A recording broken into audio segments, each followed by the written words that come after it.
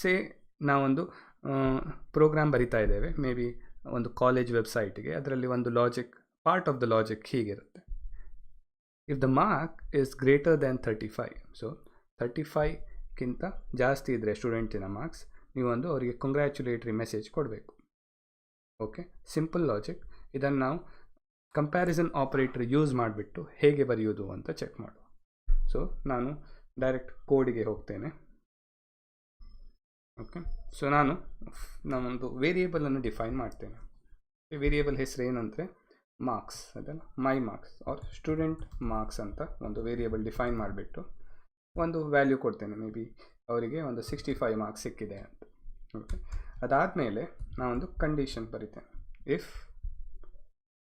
marks is greater than 35, right? So if student marks is greater than 35 ಆಗಿದ್ದರೆ ನಾವು ಅವರಿಗೆ congratulatory ಮೆಸೇಜನ್ನು print ಮಾಡ್ತೇವೆ, right? Congrats you have passed ಅಂತ. So congrats you passed. Okay, so ಇದು logic. Okay, so ನೀವು ಮುಂಚೆ notice ಮಾಡಿದ್ರಾ ಇಲ್ವಾ ಅಂತ ನಂಗೆ ಗೊತ್ತಿಲ್ಲ. ನಾವು ಮುಂಚಿನ ಎಲ್ಲ ವಿಡಿಯೋಸ್ನಲ್ಲಿ ಇಫ್ ಸ್ಟೇಟ್ಮೆಂಟ್ಗೆ ಡೈರೆಕ್ಟ್ ಬೂಲಿಯನ್ ಯೂಸ್ ಮಾಡ್ತಾ ಇದ್ವಿ. ಬೂಲಿಯನ್ ಅಂದರೆ ಟ್ರೂ ಅಥವಾ ಫಾಲ್ಸ್, ಡೈರೆಕ್ಟ್ ಯೂಸ್ ಮಾಡ್ತಾ ಇದ್ವಿ. ಆದರೆ ಇಲ್ಲಿ ಕಂಪ್ಯಾರಿಸನ್ ಆಪರೇಟರ್ ಅಂದರೆ ನಾವು ಆ್ಯಕ್ಚುಲಿ ಈ ಸ್ಟೂಡೆಂಟ್ ಮಾರ್ಕ್ಸ್ ಇದೆಯಲ್ಲ, ಆ್ಯಕ್ಚುಲಿ ವೇರಿಯೇಬಲ್ಸನ್ನು ಡೈರೆಕ್ಟ್ ಕಂಪೇರ್ ಮಾಡಿಬಿಟ್ಟು ಇದರ ರಿಸಲ್ಟ್ ಏನಿರುತ್ತೆ ಅದನ್ನು ಇಫ್ ಸ್ಟೇಟ್ಮೆಂಟಲ್ಲಿ ಯೂಸ್ ಮಾಡ್ತಾ ಇದ್ದೇವೆ. ಸೊ ಇಲ್ಲಿ 65 ಇದೆ ಸ್ಟೂಡೆಂಟ್ ಮಾರ್ಕ್ಸ್. ಓಕೆ, ಇದು ಆಲ್ಮೋಸ್ಟ್ ಈಕ್ವಲೆಂಟ್ ಟು 65 ಅಂತಲೇ ಬರ್ತದೆ. ಸೊ 65 ಇದ್ದು is greater then 35. Okay, so ಇದು ಟ್ರೂ ಅಂತ ಇವ್ಯಾಲ್ಯುಯೇಟ್ ಆಗಿ if student marks is greater then 35 ನಾವು ಇದನ್ನು ಪ್ರಿಂಟ್ ಮಾಡ್ತಾ ಇದ್ದೇವೆ. ಓಕೆ, ಸೊ ಇದನ್ನು ನಾನು ರನ್ ಮಾಡಿ ಚೆಕ್ ಮಾಡ್ತೀನಿ. Okay, so congrats you have passed ಅಂತ ಇದೆಯಲ್ಲ, ಸೊ ದಿಸ್ ವರ್ಕ್ಸ್.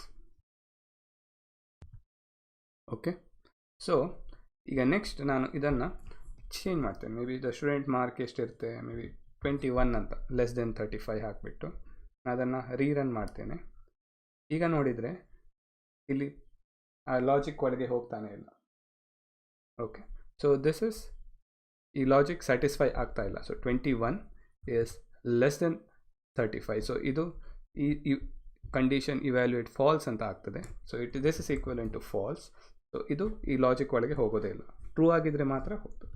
ಸೊ ನಾನಿದು ರಿವರ್ಸ್ ಮಾಡಿಬಿಟ್ಟು, so that is the greater than operator. So technical ಟರ್ಮ್ಸಲ್ಲಿ ಹೇಳೋದಾದರೆ ಇದನ್ನು ಒಂದು ಎಕ್ಸ್ಪ್ರೆಷನ್ ಅಂತ ಹೇಳ್ತಾರೆ. So this is a Boolean expression. ಅಂದರೆ ನಾವು comparing or validating variable across this. So ಇದು ಗ್ರೇಟರ್ ದೆನ್ ಆಪರೇಟರ್. ಸೊ ಇದಕ್ಕೆ ಈಕ್ವಲೆಂಟ್ ಆಗಿ ಸೇ ಲೆಸ್ ದೆನ್ ಆಪರೇಟರ್ ಇತ್ತು. ಸೊ ಇಫ್ ನಾವು ಇನ್ನೊಂದು ಲಾಜಿಕ್ ಬರೆಯುವ, if the student marks is less than 35 ಇದ್ದರೆ ನಾವು ಅವರಿಗೆ ಒಂದು ಬೇರೆ ಮೆಸೇಜ್ ಕಳಿಸುವ. ಏನು ಮೆಸೇಜ್ ಕಳಿಸುವ ಅಂದರೆ ಸಾರಿ ಯು ಫೇಲ್ಡ್. ಓಕೆ, ಇದು lesser then operator. Student marks less than 35 ಇದ್ದರೆ ಸಾರಿ ಯು ಫೇಲ್ಡ್ ಅಂತ ಹಾಕಿಬಿಟ್ಟು ನಾವು ಇದನ್ನು ರೀರನ್ ಮಾಡ್ತೇನೆ. ಸೊ ಇಲ್ಲಿ 21 ಇಸ್ ಲೆಸ್ ದೆನ್ 35 ಇದ್ದಿದ್ದಕ್ಕೆ ಸಾರಿ ಯು ಫೇಲ್ಡ್ ಅಂತ ಬರ್ತಾ ಇದೆ. So that is less than operator. Okay, so next step ನಾವು ಗ್ರೇಟರ್ ದೆನ್ ಅಲ್ಲೇ ಸ್ವಲ್ಪ ವೇರಿಯೇಷನ್ ನೋಡುವ. ಗ್ರೇಟರ್ ದೆನ್ ಈಕ್ವಲ್ ಟು ಅಂತ ಬರ್ತದೆ. So greater than equal to ಅಂದರೆ ಈವನ್ 35 ಇನ್ಕ್ಲೂಡ್ ಮಾಡ್ತದೆ. ಓಕೆ, ಸೊ ಇಲ್ಲಿ 21 ಇದೆ. ಸೊ 21 ಇಸ್ ಲೆಸ್ ದೆನ್ ಇದು. So in case this is 36. Okay, 36 ಇದ್ದರೆ ಇದು ಟ್ರೂ ಆಗಬೇಕು. ಸಾರಿ ಯು ಹ್ಯಾವ್ ಫೇಲ್ಡ್ ಅಂತ ಬರ್ತದೆ, ಯಾಕೆಂದರೆ ನಾವು ಮೆಸೇಜ್ ಬೇರೆ ಬರೆದಿದ್ದೇವೆ. Congrats you have passed. Okay, so greater than, student marks is greater than or equal to 35. So without equality operator ನೀವು 35 ಅಂತ ಹಾಕಿದರೆ ಇದು ಪ್ರೋಸೆಸ್ ಆಗೋದಿಲ್ಲ, ಯಾಕೆಂದರೆ 35ಗಿಂತ ಜಾಸ್ತಿ ಇರಬೇಕು.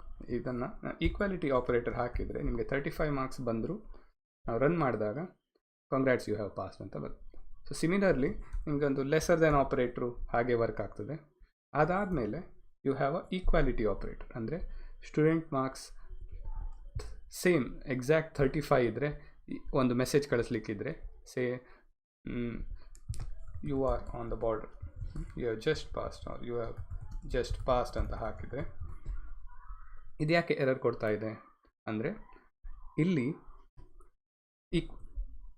ಈಕ್ವಲ್ ಆಪ್ರೇಟರ್ ಇದೆಯಲ್ಲ ಅದು ಜಸ್ಟ್ 35 ಸ್ಟೂಡೆಂಟ್ಸಿಗೆ ಅಸೈನ್ ಮಾಡ್ತಾ ಇದೆ. So this is not an operator. So when you use it as an operator ಅಲ್ಲ, you have to use a double equal to. So double equal to is for equality. ನೀವು ಒಂದು ವೇರಿಯೇಬಲನ್ನು ಇನ್ನೊಂದು variable ಜೊತೆ compare ಮಾಡಲಿಕ್ಕೆ double equal to use ಮಾಡಬೇಕು. Single equal to ಹಾಕಿದರೆ ಇದನ್ನು ಅದು ಅಸೈನ್ ಮಾಡ್ತದೆ. Okay, so this is equality operator. So 35 student marks ಜೊತೆ ಕಂಪೇರ್ ಮಾಡಿಬಿಟ್ಟು it cheques if this works, ಇದು ಟ್ರೂ ಇಲ್ಲ ಅಂತ ಕಂಪೇರ್ ಮಾಡಿಬಿಟ್ಟು ನಾನು ರನ್ ಮಾಡ್ತೇನೆ. So you have just passed ಅಂತ ಇದೆಯಲ್ಲ, ಸೊ ಎನಿ ಅದರ್ ನಂಬರ್ ಇದ್ದರೂ ಇದು ಫೇಲ್ ಆಗ್ತದೆ. ಓಕೆ, ಇಲ್ಲಿ ರನ್ ಆಗ್ತಾ ಇಲ್ಲ. ಓಕೆ, ಸೊ ನಾನು ಇದನ್ನು ಕಡಿಮೆ ಮಾಡಿ ನೋಡ್ತೇನೆ. ಸೊ ಬೇರೆ ಯಾವ ನಂಬರ್ ಇದ್ದರೂ ಇದು ಲಾಜಿಕ್ ವರ್ಕ್ ಆಗೋದಿಲ್ಲ, ಯಾಕೆಂದರೆ 35 ಇದ್ರೆ ಮಾತ್ರ ಈಕ್ವಾಲಿಟಿ ಚೆಕ್ ಮಾಡಿಬಿಟ್ಟು ಇದು ವರ್ಕ್ ಆಗ್ತದೆ.